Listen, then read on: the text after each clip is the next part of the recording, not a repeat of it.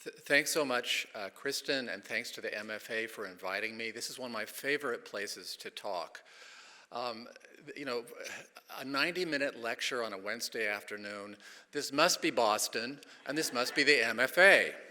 I like to get to know my audience a tiny bit, even though you're kind of in the dark and I'm in the spotlight here. I'm going to sample the water here to make sure I can do it when I get dried out by talking to you. To figure out kind of more who's here, I'm curious, how many people have seen the exhibition so far? This is a dedicated group, many or most of you have. Here's a different kind of question. How many of you were art history majors in college? A few people. How many took an art history course or the equivalent? A lot of people. So here's my first confession.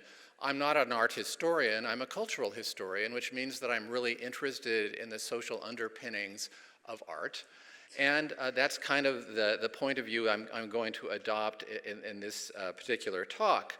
And I'm talking about it women, that is, high-profile, sometimes provocative women who were in Sargent's life to some degree, and certainly in his work.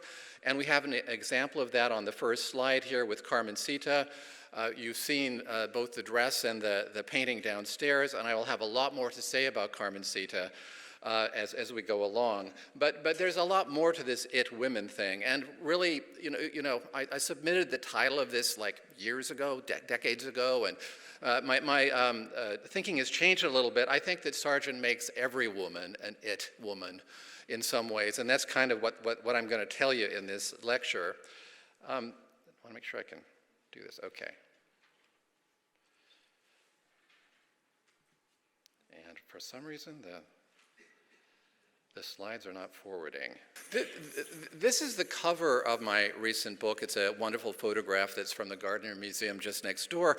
And one of the first things that people say to me about this is, couldn't you find a non-blurry picture? We could, but one of the things I'm trying to suggest here is that Sargent is a bit of an enigma. And he's an enigma in lots of different kinds of ways, hard to pin down. But one of them is with respect to this it woman thing, to these high-profile, somewhat transgressive women that he's fascinated by. He, as many of you know, he's a mild-mannered, retiring, workaholic man who has a fixation for some of the most sort of edgy, transgressive, complicated, provocative women of his time. And that's always been one of those conundrums about Sargent. It's certainly not the only one. Another thing you'll notice here, sorry to make you dizzy going back and forth. Now that I can do it, I'm all excited about it. You'll notice also that he's painting a woman and her daughter, and this is, again, is one of the centerpieces of my talk today. And this is, of course, is Gretchen Osgood, or Mrs. Fisk Warren and her daughter Rachel. This beautiful painting, which, though, if you hang out at the MFA, you know it well. It's an exquisite image of a woman. In this case, not an it woman in the sense of a sort of provocative stage or society figure, but a sort of cultural leader in Boston. And a lot of women are involved in this, even though Sargent is the painter, because you'll recognize that this is the Gothic room at the Gardner Museum, which, of course, the power behind the throne here is Isabella Stewart Gardner. And Henry James said about Sargent fairly early in his career, "It has mainly been Sargent's fortune to paint the fair faces of women. Sargent possesses the secret of the particular aspect of the contemporary lady of any period likes to wear in the eyes of posterity." Henry James is always faux casual here. It's like it has been Sargent's fortune. The fortune was in painting women. It was very smart in the late 19th century to focus on women. They were some of the most interesting sitters and some of the sort of the best part of the portrait market. It was not an accident. It was not a happenstance. And it was something that really tells us a lot about Sargent. So we're talking about Sargent's personal and professional obsession with high-profile and sometimes scandalous women. And of course, we have to start out with this image, now downstairs. Usually I have to go to New York to visit her. Everybody in this crowd knows that this is Madame X. When I teach this painting at Wellesley, my students really struggle to figure out what's so scandalous about this.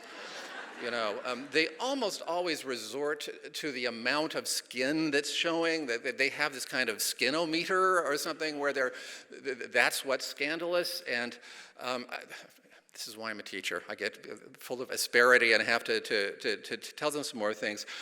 Well, and many of you know a lot of the background to this. Other lecturers will talk about this more than I probably will, but I'll just go over a little bit of it very quickly.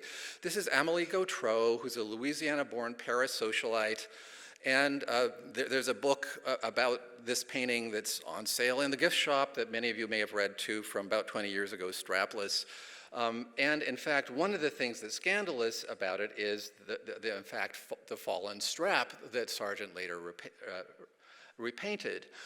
Once my students see this, they see a lot more of what's scandalous. That is, she was a known adulterer who looks like she's kind of climbing out of her dress. The fact that this was a contemporary woman known in Paris newspapers, whispered about, who was then exposed, as it were, on the walls of the salon, is one of the reasons why this scandal happened. And it was a very sort of traumatic scandal for Sargent, as many of you may know.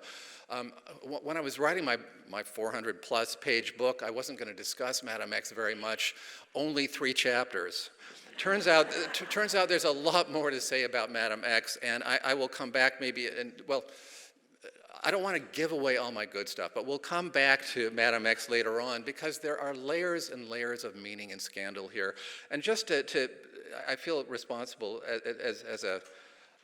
as an art historian, the art historian part of me, just to say a few things about it. The pose is provocative, the moon glow skin is provocative, the hauteur, the self-possession. And these are all things that Sargent loves about women like this. Self-possession, self-determination, strength, power. And that's one of the reasons why I think he's not really looking for a scandal so much as a projection of a different kind of woman who's coming into being during this period. Now we have Sargent's studio in Paris about the time of Madame X. I love this photograph from the Archives of American Art. It's a photograph that goes on giving. You'll notice a couple of things. One, he's got his back to Madame X. He's a little traumatized, I think, by the whole experience. The other is he's looking at a tiny little painting of another woman that I will show you in a few minutes. And one of the things that I see here is Sargent is standing between 2 images of women. Women are tremendously important to Sargent. About 20 years ago, there was a really fantastic exhibition at the Adelson Galleries in New York. I was already working on Sargent, but it wasn't as much, but this is one of the things that made me want to work on Sargent more. It was called Sargent's Women, and it had wonderful images of all the different women that Sargent painted, and some very intelligent commentary on what that meant. But I'm an American studies person, which usually means maverick, don't invite this person to dinner sort of things. And one of the things that I thought about this is, really, are we talking about Sargent's women, that somehow these women belong to Sargent, or are we talking about something different? Maybe women's Sargent. The women actually are more in the driver's seat here than you might think. And one of the conclusions I came to for working on Sargent for years and years is, in fact, that women are centrally important to Sargent's achievement. 19th century women's culture was crucial in making Sargent a compelling and successful painting, both 19th century women and the culture that they represented. Now, part of this is that Sargent is a portraitist. And if you think about what a portrait is, and I'm somebody who, again, sees the art world as a whole world that is in conversation with itself, is very collaborative, and I think a portrait's a great example of that. A portrait, I think, is a negotiation among a painter, a sitter, sometimes a patron, and an audience. The audience is tremendously important, both the audience of Sargent's time and the audience now, that's all of you. Portraits encode Sargent's relation to women sitters, models, and patrons. It used to be that people were less interested in models. I'm totally obsessed with models of any kind because I think that they're part of a sort of collaborative process of creating paintings, especially portraits, but not only portraits. So I've given you a couple of examples of women sitters or models, and you would think that the relation to the collaboration would be different depending on what kind of woman is involved. You would think that a model like Rosina Ferrara, who's a 17-year-old Capri peasant, would be a relatively helpless individual who would be more apt to be sort of brought in at a disadvantage. And that someone like Isabella Stewart Gardner, who was an important patron of Sargent's, if you know anything about her money, her personality, her determination, I've shorthanded all this by just calling her a force of nature. Love Isabella Stewart Gardner, would not probably have wanted to know her. But anyway, so these look kind of different, but surprisingly, they're not all that different. Rosina Ferrara was also a force of nature. She posed for lots of different French, American, and British artists on Capri, and she ran them like a business. She eventually married one of them, a guy called Randolph Barse, and she moved to Westchester, where she terrorized the neighborhood.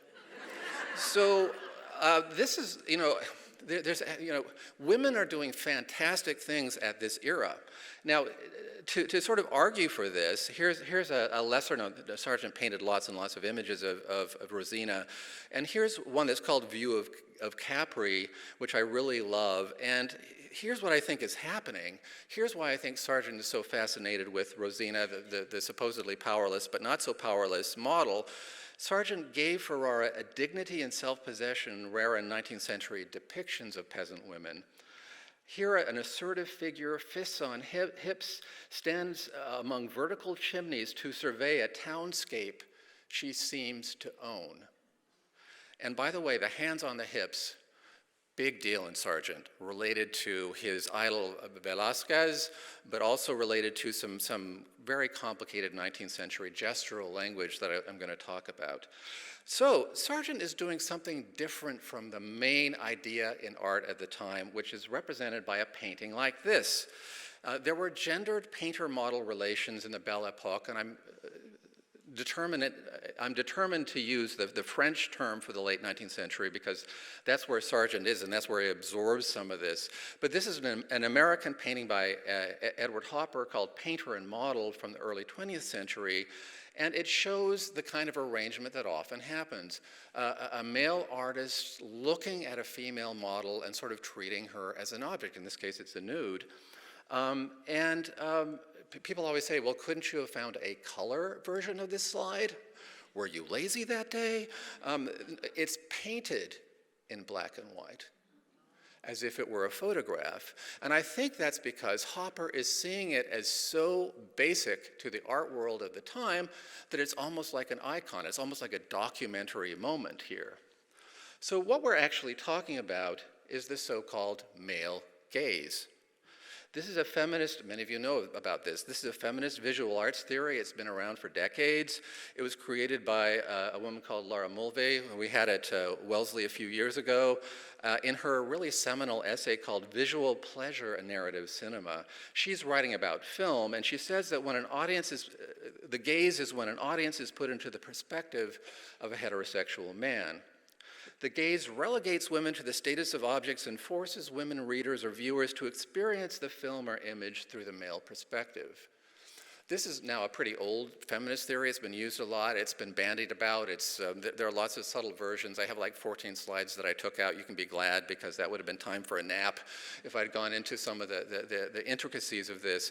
But the idea is saying that the arrangements of paintings are telling us something about how gender is understood, how women and their lives are understood. But what I think is interesting is that Sargent is really unusual. And let's start with a comparison of a couple of paintings here. These are both images of women reading. By the way, women reading in the late 19th century is, like women's education, it's a pretty radical act in a way. It's part of the new things that women are doing. But these two artists are understanding it quite differently. We look at the Millet, the Frank Millet image, which is of his wife. My students look at this and they say cottagecore. It's very cottagey, it's very retrospective, it's very sentimental, it's very domestic, and the woman who is posed in the window doesn't look like a natural reader at all to me. When was the last time you read a book like this? There's a consciousness of being looked at, there's a consciousness of being sort of the object of attention. If, however, we look at Sargent's version, which is, by the way, of his 13-year-old sister Violet, who was a firecracker, we see her sitting at a breakfast table in Paris in a very modern room, modern for 1884, with a very modern painting style, the red wallpaper, the colors, the strong colors. She's eating an apple, she's leaning forward, and she has much more presence, much more individuality, and much more force than the other sort of figure. And again, this is Violet's personality, but it's also the personality that her brother, in this case, is letting her have. He's letting that sort of impress on him. Let's look at another version. We have a detail of the cozy corner. This is Lily Millet, Frank Millet's wife, versus Sargent's portrait of Lily Millet from a couple of years later, which is one of my favorite Sargent portraits. It's fairly simple, but it does a lot. When my students look at this, they gradually see that she's looking right at you, that she's beautifully dressed, fashionably dressed, but she's very beautiful, but she's leaning forward. She's got a personality. It's like she's about to engage you in conversation. She's not sentimentalized. She's not rendered in a mist. She is seen as a sort of competent modern woman who has something to say. And by the way, Lily Millet became a decorator in New York. I'd have hired her. She was lots of fun. Okay, so anyway, here's another example. Here's a comparison between Sargent and Whistler. Now, in the Whistler version, we see a sort of dreamy woman, kind of half looking in a mirror, who's associated with luxury objects. The vase on the mantelpiece, the fan, the flowers, the white dress. She herself is a luxury object among luxury objects. And by the way, the woman here is Joanna Heffernan, who is Whistler's Irish mistress and business manager. Now, does this portrait say business manager to you? It doesn't to me. Sargent's version is of the wife of a Chilean diplomat in Paris, Madame Ramon Subercaseaux, and she also is associated with luxury objects, with a beautiful piano, a chair, a planter. She's very elegantly dressed. There's lots of great commentary. This is down in the show, and there's great commentary on her dress here and on Sargent's technique in capturing that. But what I love is that her fingers are dragging off the keys as if she's just been playing the piano. She's not an artwork, she's an artist. She and Sargent actually had lots of conversations about Latin music, both Spanish music and Latin American music. They both talked about it a lot. They went to Venice together talking about this stuff. And we get the sense of an active woman who has something to say and something to do here. Now, what we're talking about here is Sargent's relation both to women and to 19th century women's cultures. And I'm going to talk again, I'm a cultural historian, I'm going to talk about a few of these. These are specialized kind of subcultures that Sargent feels really at home with. He really understands women and identifies with women because he identifies with all of these different subcultures. Domesticity, that of mothers, sisters, and wives, especially his mother and his sisters, Emily and Violet, to whom he was very dedicated. Women's travel culture in the late 19th century. I'm going to show you some eye-popping slides in a minute here. High culture, hostesses, actresses, writers, and painters, women who were actually artists, and exoticism, something that Sargent really loved all over the Mediterranean and elsewhere, dancers, models, bohemians, and others. And of course, Sargent's relation to fashion and dress, which the the exhibition does such a wonderful job of. And there's a question of asking, what's Sargent's relation to these things? Does he sort of take a patriarchal or kind of proprietary attitude toward them, or is there something emancipatory going on there, both emancipatory for the women concerned and for Sargent himself? Let's start with domesticity and start with this beautiful, beautiful portrait, very early portrait of Sargent's sister, Emily. I'm very fond of Emily Sargent after having spent many years with her. She also wanted to be a painter. There's a whole different lecture about Emily Sargent and how she wanted to be a painter and how she didn't get to go to art school, even though their mother had wanted that herself. In fact, some of Emily Sargent's watercolors, she was a watercolorist, are at the Cape Ann Museum, if any of you live up that way or go that way. They're on permanent display, and there was a larger exhibition of some of them over the summer, I believe. I've always really wanted her watercolors to be really good. Not so much. But I mean, she's a fascinating person and really important in Sargent's life. Here's a later image of her painting. And Sargent was steeped both in domesticity and in women's art culture, which was mostly considered amateur, although there were plenty of women who were forging their way into sort of art professions. This is a late painting of Miss Wedgwood, a friend of the family and of Emily's, and Miss Sargent sketching. And I love Emily Sargent's determination. She's got a paintbrush in her mouth, and she's really doing it. She's really focused on doing it. Sargent's family is an important context for understanding his relation to women. He, as many of you know, had a very itinerant childhood. He was born in Florence, didn't even visit the United States until he was 20 years old in 1876, and he was shocked by the humid heat in Philadelphia. He'd never seen anything quite like it. Otherwise, his upbringing, as many of you know, was highly itinerant, and largely thanks to his mother, Mary Sargent.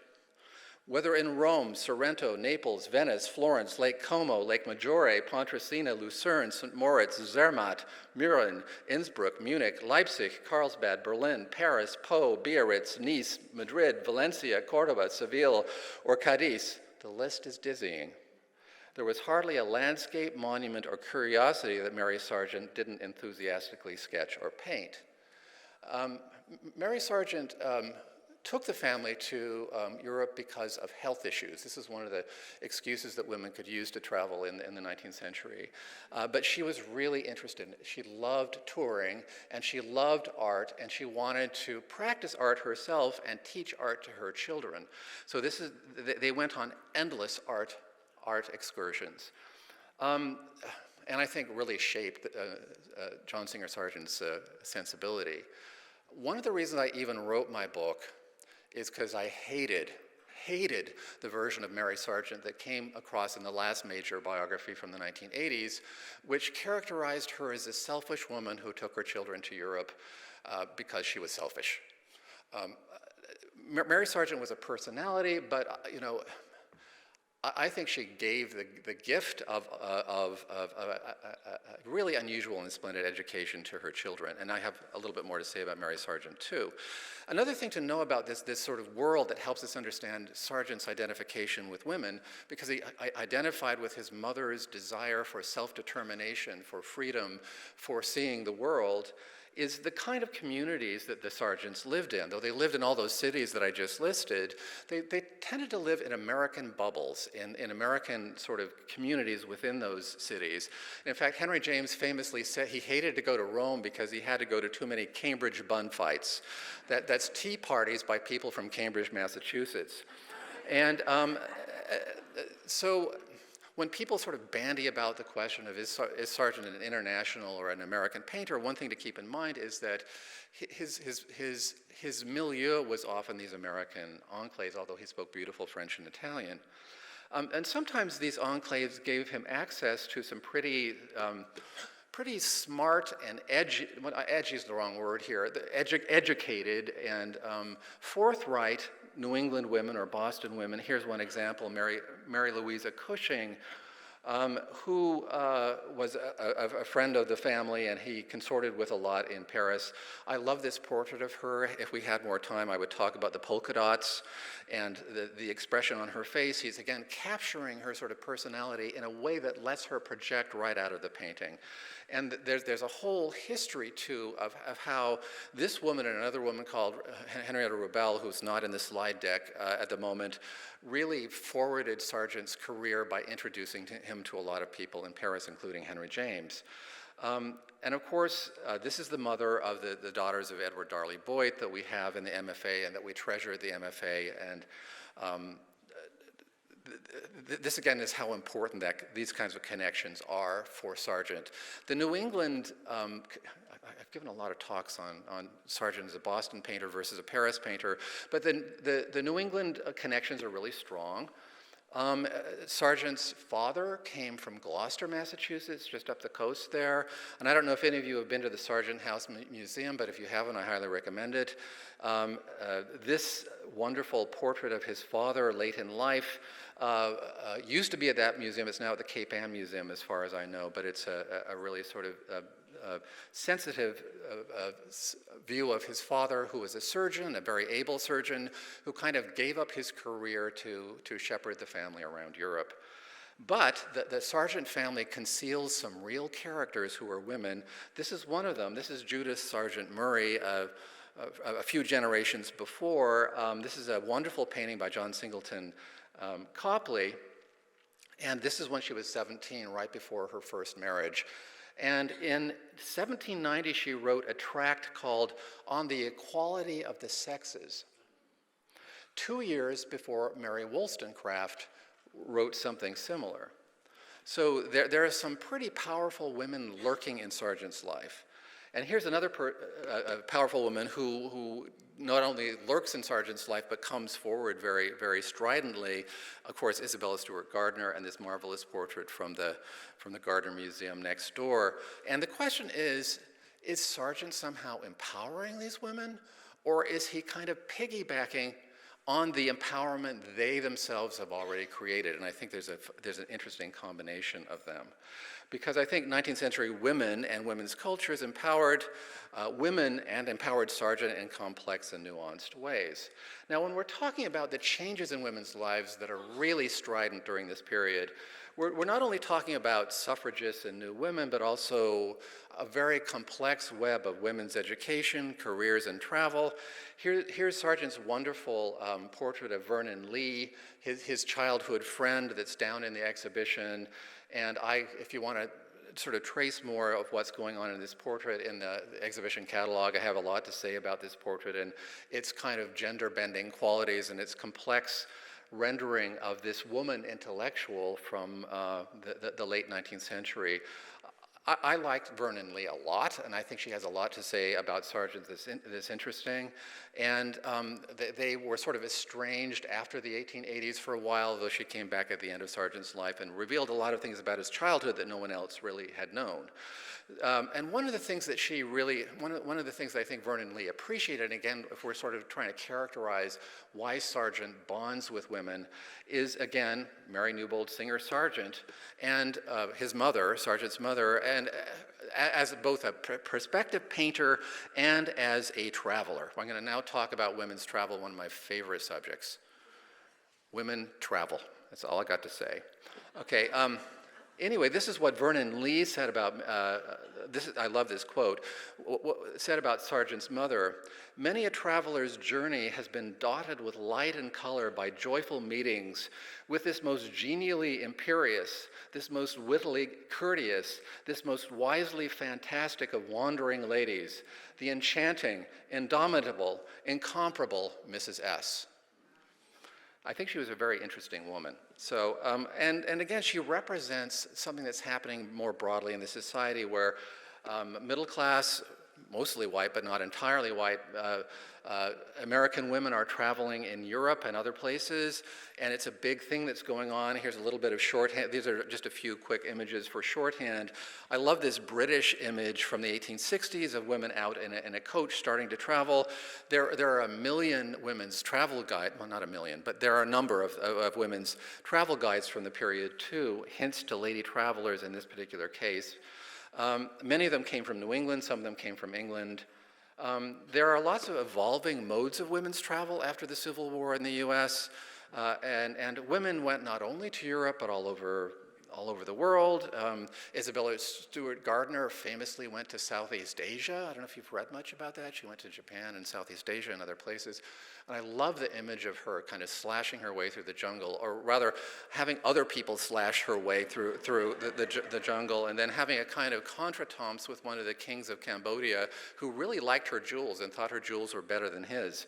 So, I mean, again, women are doing some pretty inventive things. Now, here's one of the era's most famous American women travelers, and I'm not sure if anyone recognizes this, but this, in fact, is Nellie Bly.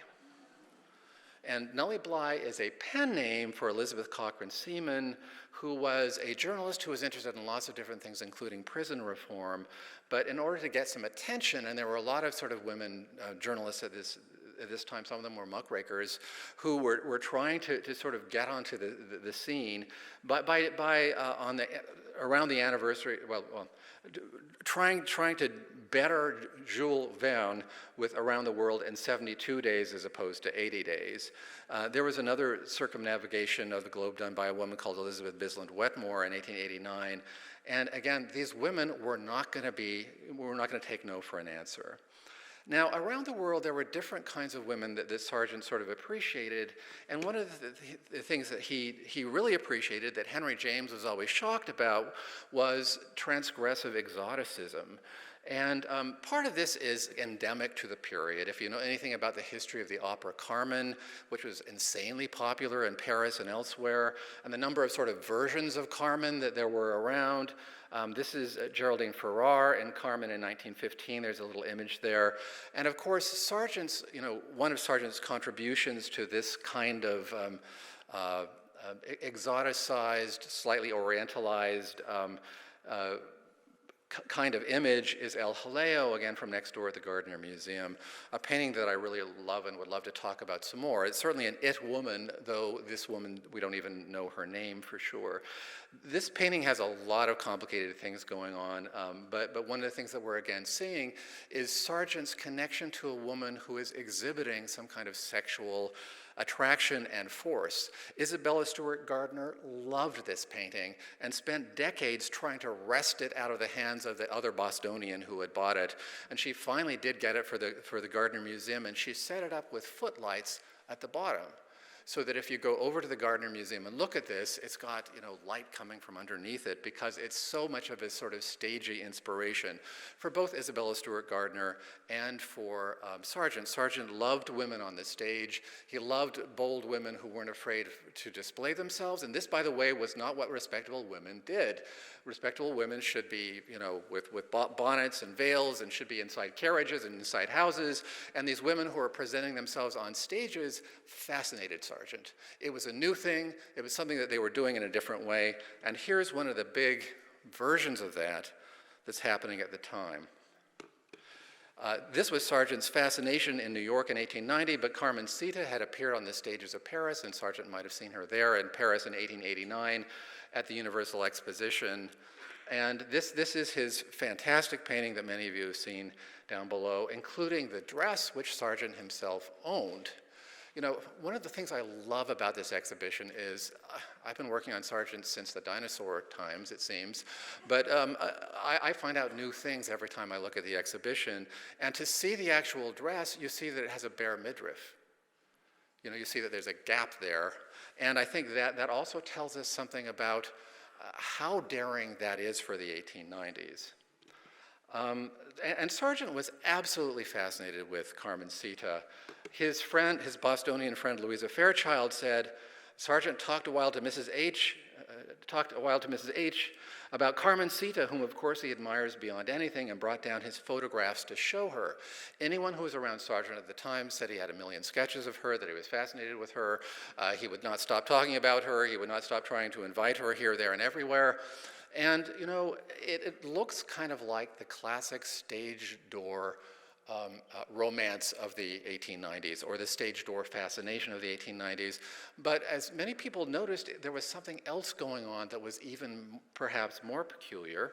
And part of this was promotional. Part of this, I mean, people described Sargent as her impresario. And part of what was going on was this, that Sargent invited her to dance at a famous party in New York and also up here in Boston, where she was especially scandalous.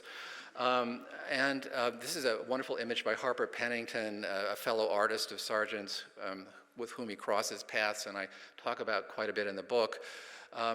This was a party at Mrs. Gardner's home in Boston, and we have an image of Sargent sort of watching her dance, and the polite ladies looking a little bit shocked. In fact, the society people did not take to Carmencita at all. And Sargent had wanted to sort of do this to sell a painting to, or to start getting more sort of patronage from Isabella Stewart Gardner, who loved Spain and who loved these sort of images of exoticism and sexual power. But in this particular case, Gardner didn't bite, and it kind of fell flat in Boston, what would have been much more acceptable and interesting in Paris. But that did not stop Sargent. And I know that Erica Hirschler has eloquently talked about Carmencita already. I myself am quite fascinated by Carmencita, and I'm actually going to show you Carmencita dancing. And I think this is going to work. We practiced this before, and there she is. This is a clip from the Smithsonian. It was taken at the Edison Studios in New Jersey, and it's a fantastic sort of live bit of footage of Carmencita dancing only 4 years after Sargent painted her. Now, when I show this to my students and ask them again, what's so scandalous about this dancer? They say, well, she's showing some petticoats and some ankles. And I said, yes, that in the 1890s, that's true. But there's a lot more to it. I'm going to back up. They told me how to do this. Okay, and we're going to have her dancing a little bit more as I'm talking about her. I think what I think Sargent finds fascinating about her, if you know anything about the background of her career, she was actually a French professor's daughter. She wasn't Romani. She's doing sort of Roma dances. She's got a lot of chutzpah, and she's kind of a self-made woman of the stage. And Sargent really, I think, liked her gracefulness, her freedom of movement, her sort of her self-confidence, her sort of self-determination. She made a lot of money on her tour and did what she wanted with it, and she was quite disdainful. Sargent kind of liked that about her. And by the way, the images that you've just seen are the first woman ever put on film in the United States, and that was Carmencita. So a lot of painters in New York painted her. There's Sargent's version again, and there's also William Merritt Chase's. And I ask my students, and I'll ask you because we'll have a little interactive moment here, which one actually looks more like Carmencita? Well, for my money, it's William Merritt Chase. William Merritt Chase's looks literally more like her, but what Sargent does in his version is he captures something essential about her that I think that she also wanted to project. He's slimmed her down a little bit. He's put her in a very dramatic pose. Her hands are on her hips, that kind of power pose. Her face is whitened like a Japanese theatrical piece. There's a little Japonisme here. And she looks supremely confident and challenging. And I think that's kind of what Sargent wanted to portray. What Henry James described about this painting when he saw it was that she was fièrement campée, proudly posed. Henry James was always segueing into French, and here he went on this one. But the term campée, which means posed, is really an important historical term. Se camper, to pose in French, was soon to become, in the late 19th century, the word camp.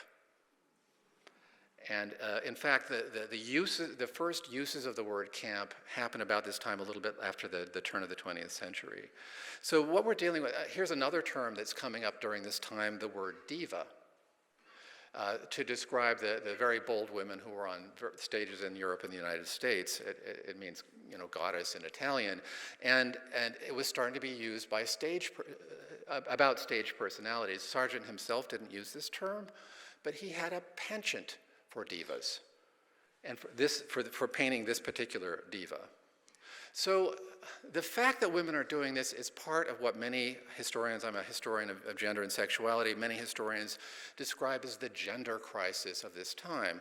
And it has many, many dimensions and many causes. Just to give you a quick shorthand, it's transatlantic, it happens all over the place. And it's a matter of women's advances and also of a certain kind of crisis of masculinity. And I'm going to talk about masculinity in a second here. It's caused by a million factors. I'll just go through a few of them kind of quickly. The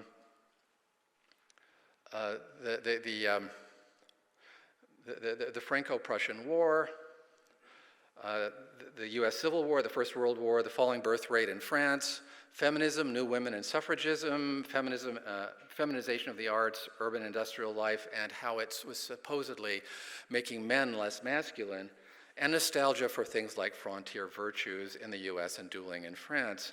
And what happens in response to this is a kind of remasculization that happens in culture. And it's also related to some of the schools of the early 20th century, vitalism, primitivism, naturalism, that's from the late 19th century, and other things like it. And during this time, men, in order to recapture their masculinity, are chopping a lot of wood and spending a lot of time in the woods and mountains. And here we have some images of some very manly men getting more manly by rowing and chopping and things like that. And of course, for someone like me, what's actually happening here looks a little like masculine anxiety and a little like homoeroticism. But we'll get back to some of that.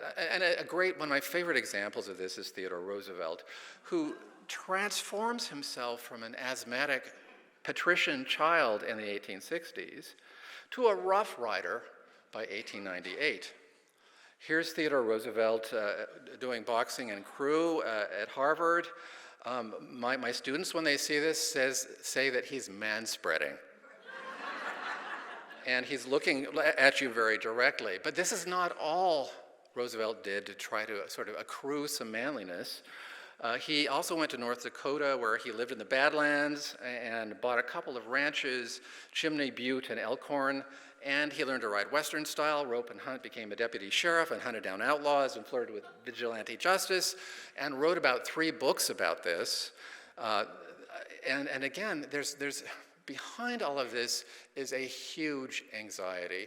Behind a lot of masculinity at the time, there's a huge anxiety. Now Sargent was a better adjusted person. He wasn't as kind of crazy as Roosevelt in this respect. And I'll show you a really great another image of Roosevelt in a second here. Sargent also had this desire to go camping and chop some wood. And one of many examples is in 1917 when he went to the Canadian Rockies and camped in tents and had a kind of wonderful, exhilarating time. This dates back to 1869 and 1870 when, as a teenager, he went walking in the Alps with his father. He liked the sort of masculine companionship and liked the sort of sense of masculinity it gave him. So Sargent's own relation to masculinity is pretty complex, as we're going to see. But back to Roosevelt for just a second, because this is so much fun. This is Roosevelt in buckskin in 1885, and again, I asked my students, what's wrong with this picture? It's a little bit of a puzzle, and they start noticing things, and any of them that are from the West would say, I'm from the West, no one wears this stuff in the West. Okay, so what we have here is basically TR and Western drag. This is taken in a studio in New York City, a photographer studio, George Grantham Bain. It's a buckskin outfit tailor-made in Manhattan. And to add to the whole thing, there's a carved hunting knife in his belt designed by Louis Comfort Tiffany. If I were trying to be manly, I think I wouldn't have things designed by Tiffany, whom I love, but that's a different thing. So where they cross paths is that Sargent paints Theodore Roosevelt in 1903. And this is his quite marvelous image of Roosevelt, looking the way that Roosevelt probably wanted to look, as idealistic and manly, with his hand on one of the knobs in the new part of the White House that had just been built. Sargent, however, had a very traumatic time with this whole sitting, or with this whole project painting, because TR was so imperious and difficult and so different from the kind of more sort of nuanced men that Sargent had got to know in Europe. And Sargent later said he felt like a rabbit in the presence of a boa constrictor. So that sort of blunt form of masculinity was not Sargent's form. Here's what his form was more like. Again, a marvelous painting from our exhibition, and one if you've listened to the audio guide, I comment on quite a lot, and I'm not going to do as much comment on this in the interest of time, because I've been dilating more than I should, and we're going to need to finish this up in another 20 minutes. But and this could be an opportunity, too, for me to use my art historian pointer, a sense of power and all kinds of fun. But one of the things I say about this painting is it's a very unusual and transgressive form of masculinity. There's a lot of femininity, the pleated collar and the cuffs, the pose, again, the hand on the hip, the way the hands are sort of caressing the body, the almost tearful look in his eyes, the gaze off and away, the red on red, which was fashionable to the painting of the 1880s, but also was really meant to be provocative, the sort of indoor, the indoor almost boudoir-like space of the painting. And this is what Dr. Posey actually wore when he walked around Paris. It was a frock coat and a top hat, a kind of standard Third Republic toggery. And so Sargent is catching him in a different light and understanding him more intimately and quite provocatively. Now, we don't know many of the I would pay money to know more about some of the circumstances, but we don't know many of the circumstances when this was painted, but we do know the kinds of circles this guy moved in, that is Dr. Posey, and the way that Sargent got to know him. And it was partly through a mutual friend, Robert de Montesquieu, a very flamboyant poet in Paris, a decadent poet, who said about Dr. Posey, "I've never met a man of such seductiveness, and of which he gave me incomparable proofs." This guy was what we would now think of as either pansexual or really gay-friendly. And so there's all kinds of gender transgression going on here, and a kind of complicated version of both. He was also a gynecologist of both heterosexuality and homosexuality going on in this piece. When Sargent displayed this thing in Brussels, the critics recoiled and said it was a complete sample of bad taste, dear to certain youths of the French school. They objected to its sort of Parisian modernity. And Vernon Lee, this friend of Sargent, said it had an insolent kind of magnificence. Sargent, this is where we get to Sargent's self-fashioning. I mean, the whole talk has been about Sargent's self-fashioning. But here's how he understood himself. And we can see him, he didn't have the instincts of a self-portraitist, but these are both quite marvelous portraits and worth discussing at more length, more time than I have. The one from the 1880s is a little bit more sensitive, I feel, and Sargent gives himself a little bit more of a kind of complex masculinity. The one from 1906, which is a beautiful portrait done for a gallery of honor at the Uffizi, is a little stiffer. People sometimes say this looks like a banker, and a banker who's not going to give you the loan. I'm just saying. Okay. So there's a huge, so Sargent's putting on a bit of a front, and there's a huge difference between Sargent's private versus his public work. And we begin to see this when we look at some of, I know this is an exhibition about clothing, but a lot of the stuff in my book is about people without clothing. It's about Sargent's nudes.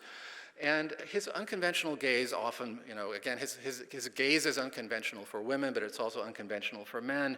And there's Albert de Belleroche, his Sargent's painter friend from Paris in the 1880s. That image is down in the exhibition as well. And on the right, we have a model from Boston. I'll talk more about it in a minute here.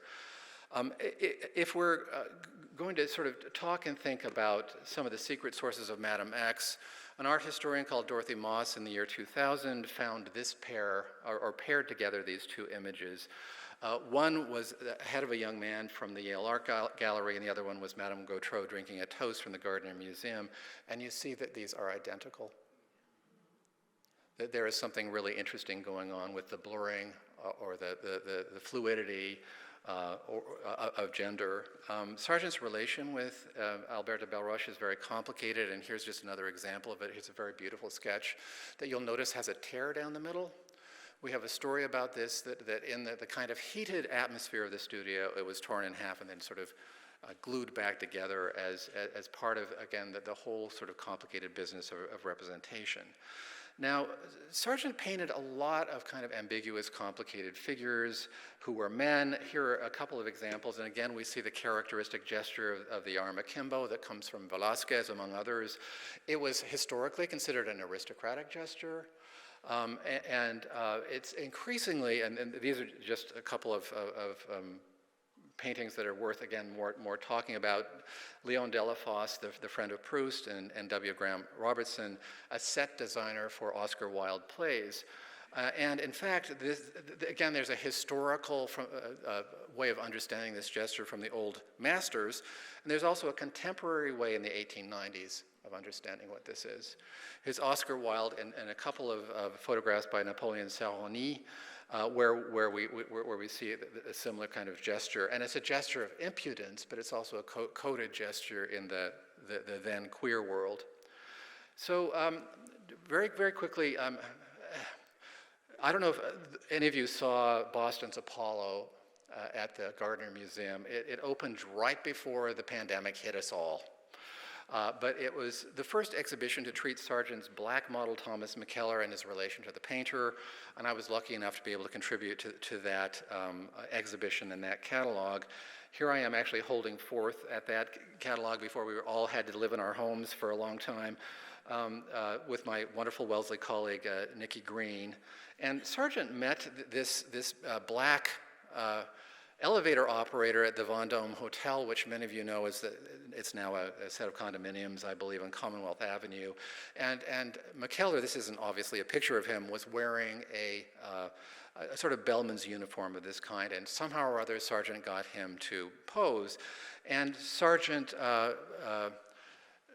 sketched McKellar in the Pope building in Columbus Avenue. It's still there. You would never know that Sargent worked there because we don't have the blue plaques here in Boston that they have in London. I would love to see that. But what he mostly used McKellar for was our wonderful rotunda here at the Museum of Fine Arts. The decorations are there, many of which are based on Thomas McKellar, this black man from Boston. And here's the kind of sketch that Sargent did in his studio versus the final result. And one of the reasons I'm showing you Atlas and the Hesperides is because McKellar himself, in one of the few fragments we have of his own kind of testimony, talked about this painting and said, "Atlas with the world on his shoulders, that was my body." So in a way, he's talking about the kind of burdens placed on black people without being too obvious about it. And of course, Sargent, on the one hand, is totally erasing his black model by turning them into sort of mythological, sort of white figures. At the same time that he's interested in people of color, he's interested in all kinds of people around the world in a way that many painters of the time were not. So it's a complicated and nuanced story. Sargent also, with McKellar, had a very complex relationship, not all of which we know about, but we know quite a bit. And he also sometimes, as another model commented, Sargent sometimes executed nude figures which had no special purpose in mind concerning the museum decorations, but were instead an inspirational diversion. And the most famous, or the most infamous of these, is the nude portrait of Thomas McKellar that actually belongs to the MFA, and many of you have seen many times. And again, if I had the time, I would comment more on what's going on in this painting. My students write papers about it and come up with some very interesting things going on here. And again, it's a nuanced, complicated thing that's embedded in the history of race in the US. And here's what I say about it in my book.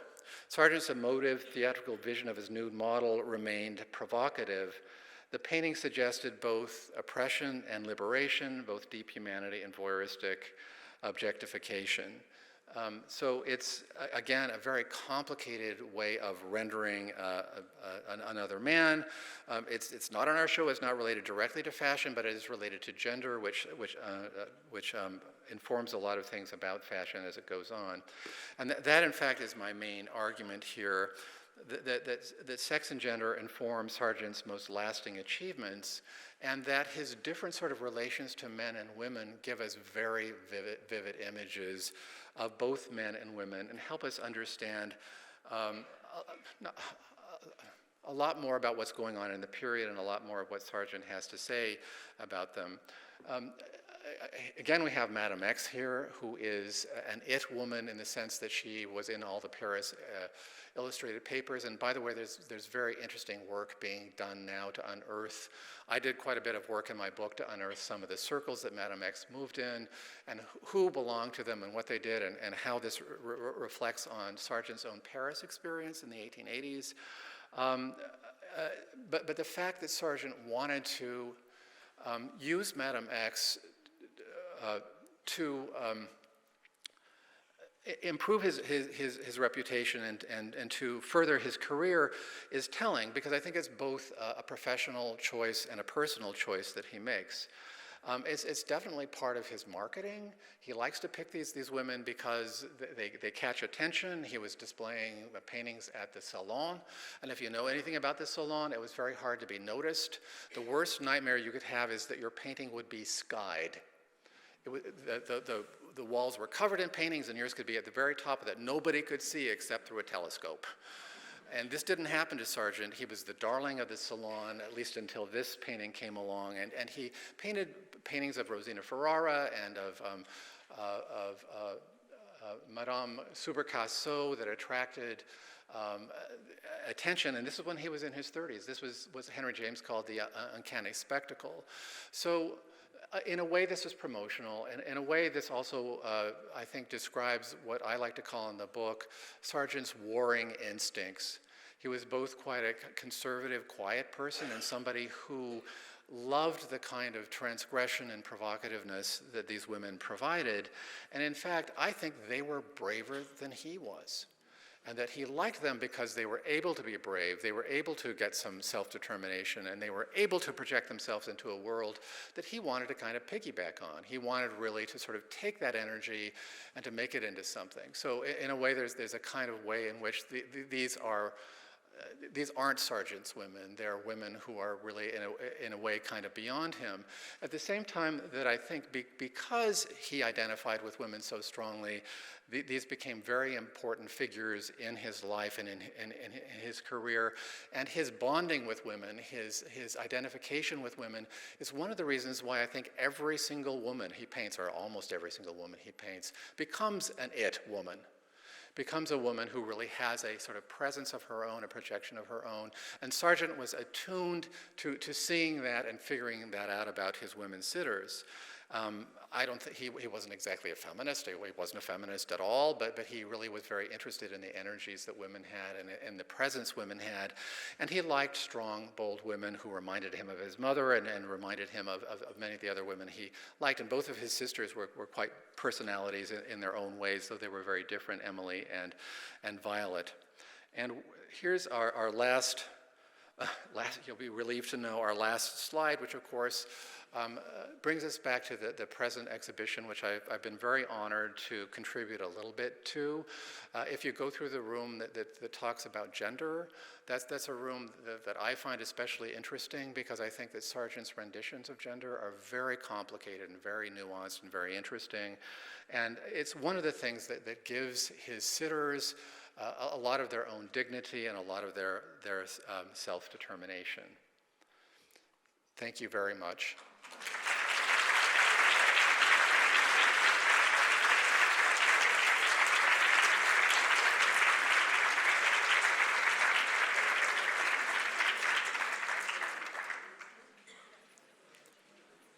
And I believe we're going to take some questions. If anybody has questions, please raise your hand and I'll come over with the mic. I'll be to you in a second. If you can keep your hands raised.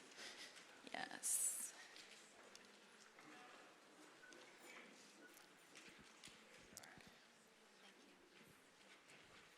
Thank you very much for just a fascinating perspective on this exhibition. It seemed to me that the profile of Madame X, it reminded me of the male model. Mm-hmm. It almost looked like the same person to me. And they're not side by side, but when you showed one after the other, it seemed very similar. I think that's a great observation. That's again why I think that the reason that Madame X goes on being so interesting time and time again is there's so much in that painting. And I think her profile is very crucial to the sort of pride and energy and kind of chutzpah that's in that portrait. And at the same time that I do think there's some affinity to Albert de Belleroche, the guy that Sargent is doing a million sketches of at the same time. He does many, many sketches of Madame X. And he loved doing those sketches, but at the same time, he's romantic friends with this guy called, this is a term that we use in the history of sexuality. It's a very ambiguous, complicated term. At the same time, he's doing a million sketches of Albert de Belleroche. So that profile is kind of blurred in his mind because he's doing both, kind of doing images of both of them at the same time. So that's a great observation. Thank you.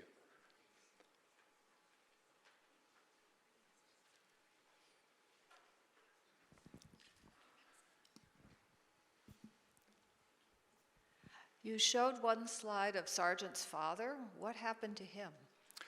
Sargent's father was pretty fascinating. Again, he was trained as a surgeon. He was the first sergeant ever to become a surgeon, and then he fell in love with this Philadelphia small-scale heiress, and the rest was history because she was quite a assertive personality. And he gave up his career as a surgeon in order to travel around Europe. And in some ways, he sometimes seems a little bit of a sad figure, but he was very invested in his family, and he loved his son. They were very companionable. I write a lot about how they traveled around together and walked together in the Alps. And people actually think that Sargent got a lot of his artistic talent from his father, who had drawn some diagrams and illustrations in his book on surgery that were very talented. And Sargent's sisters thought that the artistic talent came from his father. Although I think what Sargent got from his mother was this very lyrical ability to be self-determining, to travel, to go out there and to paint and draw images. And so it's interesting, these two different parents and how they melded together a very sort of complicated son. And again, I think their own, his parents' own roles, both the father and the mother, are kind of unconventional. They're kind of unconventional gender roles. Mary Sargent was often kind of in charge of where the family wanted to go. She was a sort of typical woman of her time. She had wanted to be an artist in her youth, and Philadelphia was one of the few cities that would actually allow women to become artists. Being an artist was one of the least respectable things you could do in the Belle Époque, next to being an actress and going on the stage, and it was because they didn't want women to sort of sit in front of nude, do life drawing in front of nude bodies at the time. So so both parents, I think, are very interesting, and Sargent's father is a very bright, complex, interesting man. We have another hand down here, and there's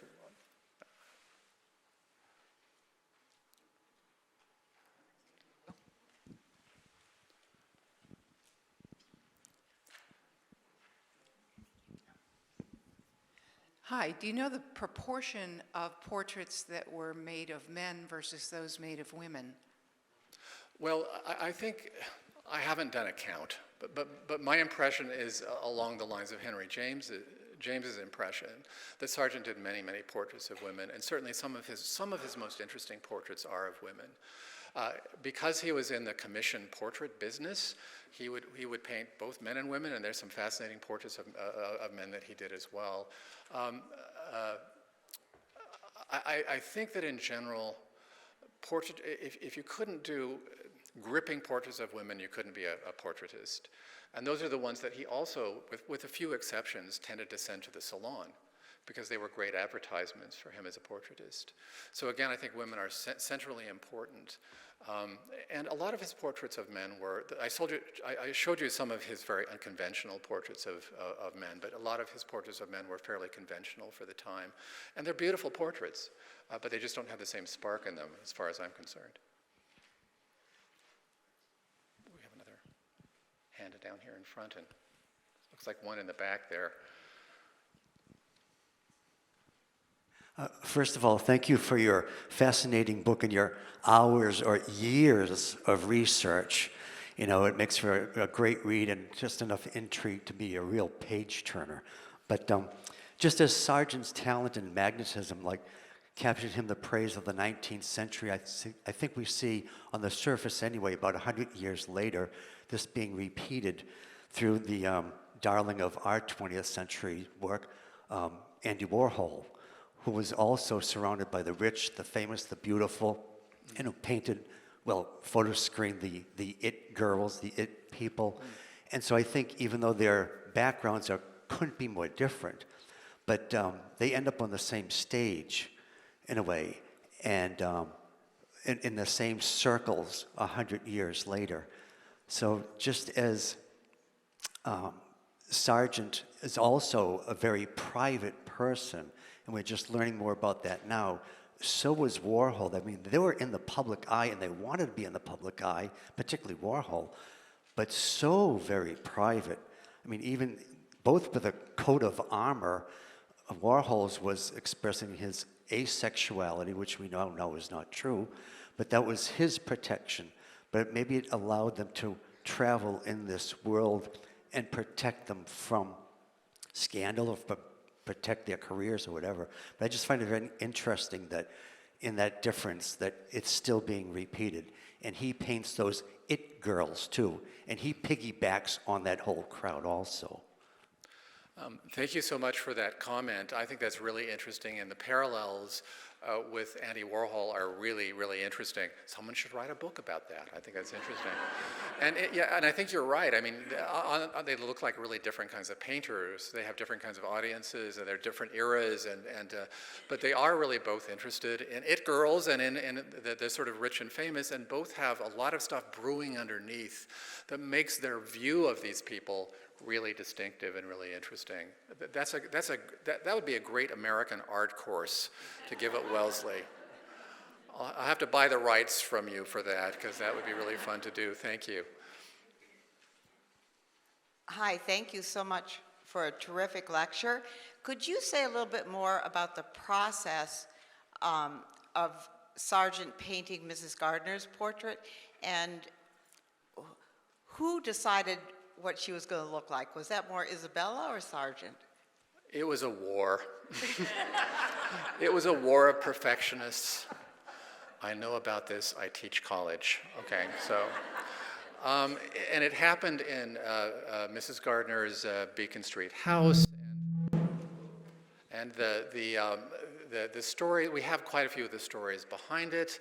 And I think it would have been a fascinating thing to watch, just the interactions, because that's another part of why I would say a portrait is a collaborative work, is because insofar as we know how portraits are made, a lot of stuff is going on in there. There's a lot of interaction, and in fact, Sargent hated that interaction to some degree.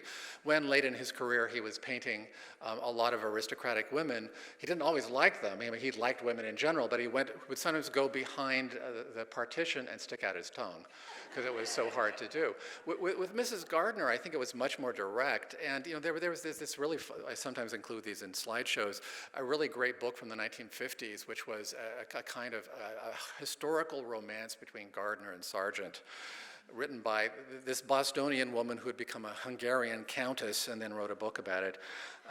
I love that book because it's very, very campy and very funny, and not at all what the history is, because their connection was not a romantic connection, but what it was a career connection, because both of them had very strong ideas about what art was, what art meant, what an interesting and kind of edgy portrait of a woman might look like. And of course, I'm sure you know that one of the things that Isabella Stewart wanted was a second Madame X. She wanted to be Madame X Part 2. And the way that it happened, it also caused this scandal because it was so scandalous, given Isabella Stewart Gardner's own history in Boston with adultery and so forth, that she couldn't, there was a huge scandal and she had to travel, and then she couldn't display it until after her husband's death. Jack Gardner, one of the most long-suffering people who ever lived, and I always love his comment about that particular portrait, which is, he said to her, to Mrs. Gardner, "It looks like hell, but it looks like you." There are a lot of different ingredients to a dynamic marriage, shall we say. Thanks for that comment, question.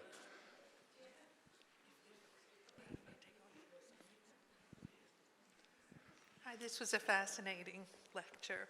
I'd like to add that your book is not only a magnificent page turner, and it's so beautifully written, and it gains such momentum through it, but also it's incredibly discussable. 2 of my 3 monthly reading groups, alum reading groups, have discussed, and we went way over time because of all the different issues you bring up in it. So thank you very much. I'd like to ask, how do you feel this book may, and this exhibit, may help change views of Sargent moving forward? Thank you so much for those comments and for that question. This may seem like a plant in the audience, one of my dear friends here. Thank you for that question, because I think that this is a fantastic exhibition that we're so lucky to have in Boston for so many reasons. First, I would go there just for the collection of paintings that's there. You're never going to see these paintings all together like this, in our lifetimes. And also because they're paired with the fashion. Again, I'm a cultural historian who likes to connect to the different tides in society, and fashion is a wonderful way of doing that. Fashion is also a great way of thinking about women's role in the art world, and the ways that both Sargent understands that. Another thing that I haven't really talked about that other lecturers have talked about or will talk about is it tells us a lot about Sargent's process as a painter.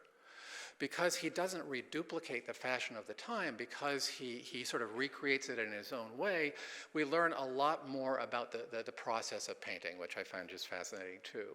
And I also think that fashion is really key for the history of gender. And again, I think this helps us understand the complex ways in which we all relate to ideas of manhood and womanhood and other, and how these things were on Sargent's mind more than 100 years ago. So I think it's a fantastic exhibition, and any time you spend there is time well spent. I kind of wish I lived I used to love this book called The Mixed Up Files of Mrs. Basil Lee Frankweiler, where the book I'm talking about, where the 2 kids get to live in the museum. That was always my fantasy, and I would like to do that in the Sargent exhibit. I don't think they're going to let me, though. I think that's a wonderful note to end on. You're welcome in the museum anytime, Paul. Thank you so much. Thank you.